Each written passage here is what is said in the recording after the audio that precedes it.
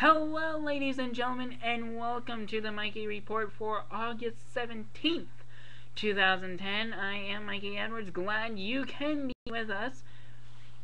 We have a whole bunch of stories to get to. Our top story is about we have two actually. Rod Blagojevich.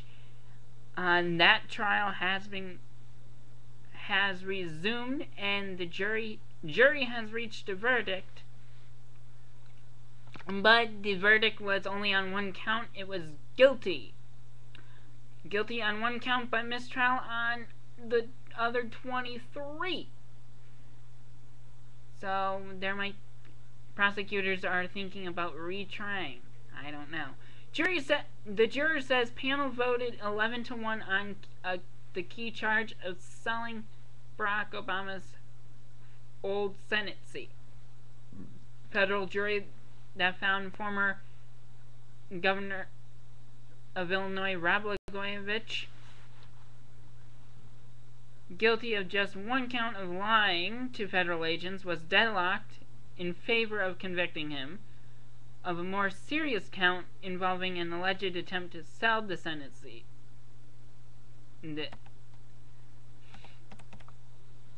One woman on the jury just didn't see what we all saw. According to juror Eric Sarnello, the 21-year-old, said the counts involving the Senate seat were the most obvious. Other jurors tried to persuade the holdout to reconsider, but at a certain point there was no changing, he said. Like I said, prosecutors pledged to retry the case ASAP. This jury shows you that government threw everything but the kitchen sink at me, Blagojevich said outside court. They could not prove I did anything wrong, except for one nebulous charge from 5 years ago. Blagojevich, known for his showman-like, over-the-top personality and always talking, showed no emotion as the verdict was read. Before jurors came in, he sat with his hands folded, looking down and picking nervously at his fingernails. He and his lawyer said they would appeal that conviction.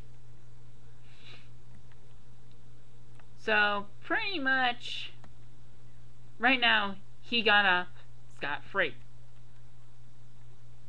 But we will be seeing and hearing more of Blagojevich in the future.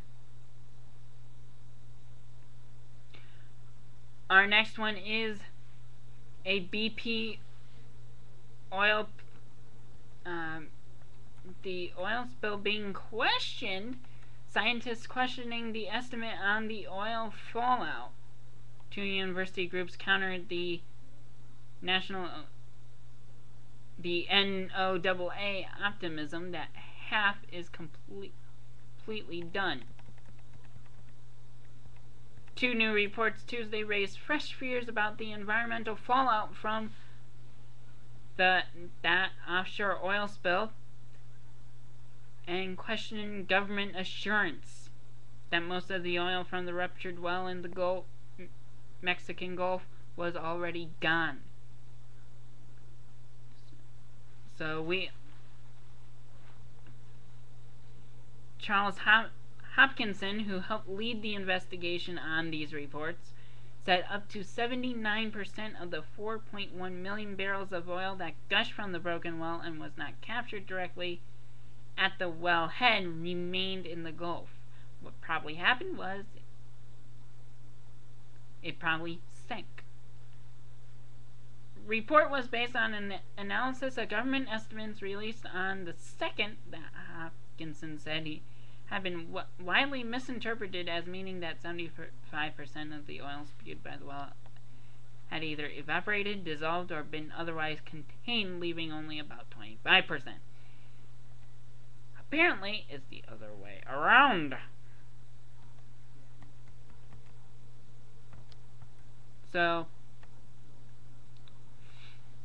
oil droplets were found in the sediments of DeSoto Canyon, where nutrient-rich waters support spawning grounds of important fish species on the West Florida shelf, according to a study a report that was released by the University of South Florida.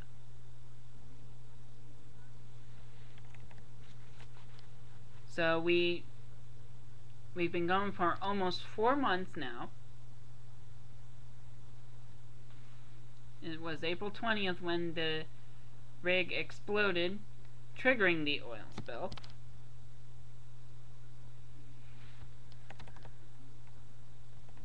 And apparently science and government are not cohering. That doesn't surprise me any. Scientists and science and government don't correlate half the time, nor do science and religion. A lot of people think, oh, science and religion correlate. Wrong. Somewhat yes, but somewhat no. How can you explain how DNA is made? Sure, you got the history, the science books. I'll give you that. But ultimately, can you explain it? No. Can you explain how we're all here? How, and I'm sure there's some scientific reason that people have that will be like, oh, men have one less rib because of da da da da da da da. And to be honest, they don't. Granted, I am bringing a little bit of my pastoral mindset in, the moralistic side to me, but it's true. We can't explain some of the most intricate things in life. It's just hard. And speaking of intricacies, weather. Now I'll get to business and stuff about Governor Patterson in just a moment, but first I'll get to weather, where it was nice today, but it was warm. It wasn't humid though, so we're currently at some pretty comfortable temperatures. 67 up in Mount Cobb, 72 down here in Phoenixville, a balmy 80 in Philly. Right now. But apparently we got some rain in the forecast for tomorrow. 77 degrees, some showers possible. We're looking at actually 69 degrees right now here in Phoenixville, and 65 up in Mount Cobb. Today's high temperature was...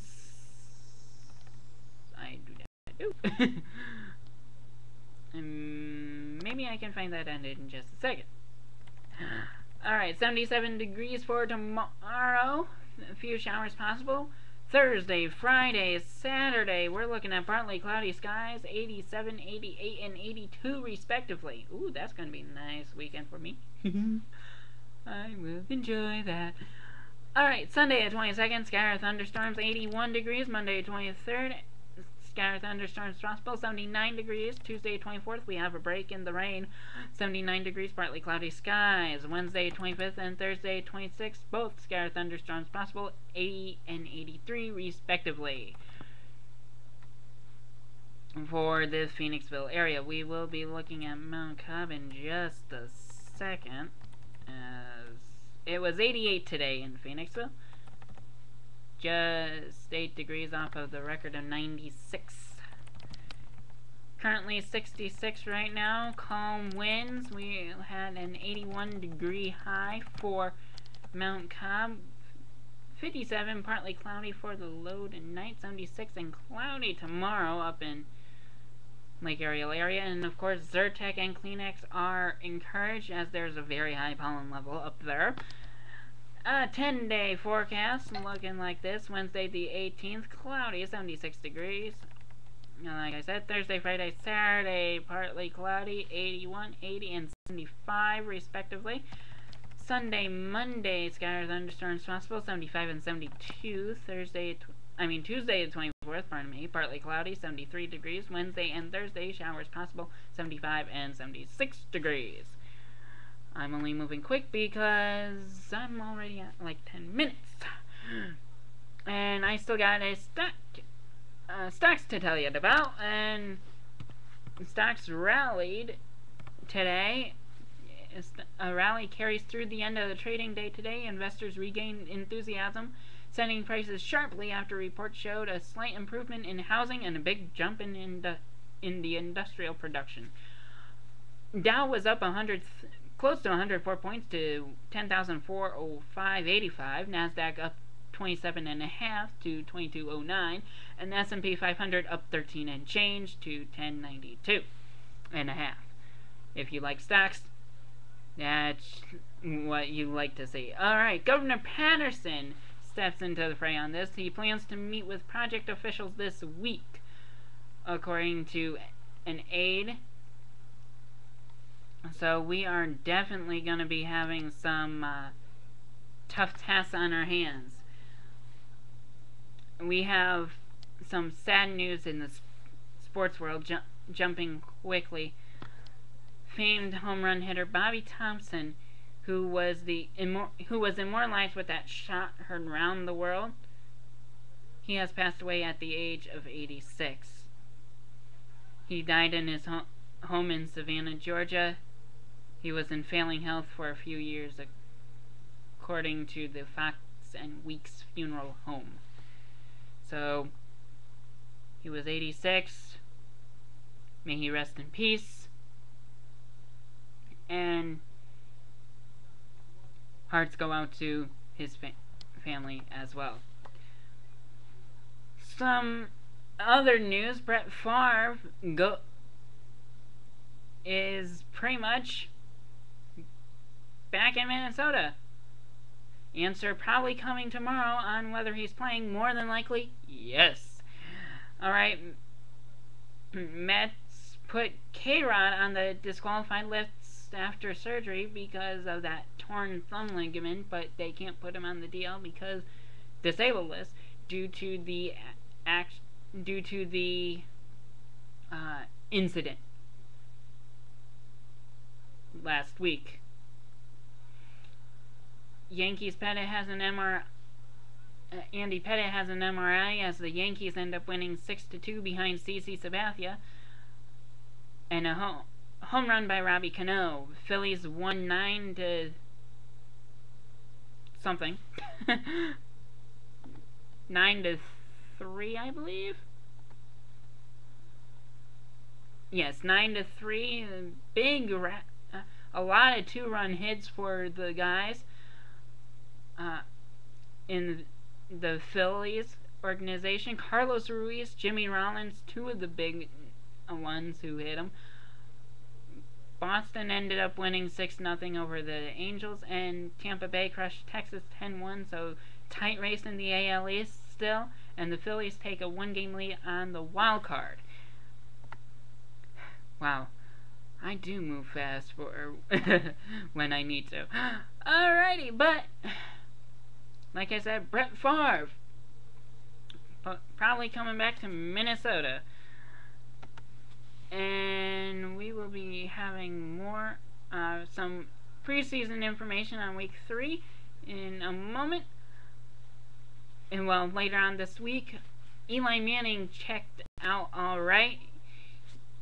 He probably will be out for this week because of probably the swelling and, well, not the swelling, the stitches. He had to have 12 stitches for that 3-inch gash he took to the head, to his forehead Monday night against the Jets. But everything else, I think, seems to be alright. So that's it for the Mikey Report for tonight, August 17th, 2010. We'll be back tomorrow, of course, with more news, weather, and sports from around the nation.